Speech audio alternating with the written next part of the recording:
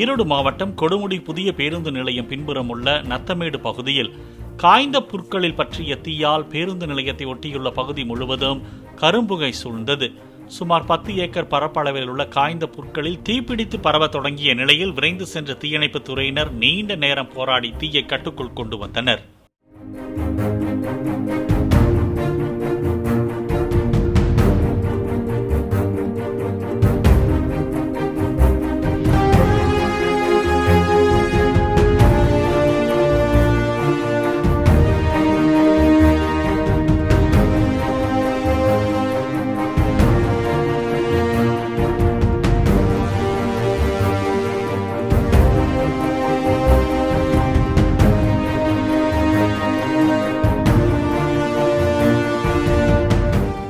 Play store மற்றும் app ஸ்டோரில் இருந்து பாலிமர் செயலியை QR கோடு மூலம் பதிவிறக்கம் செய்யுங்கள். செய்திகளை உடனுக்குடன் பெறுங்கள்.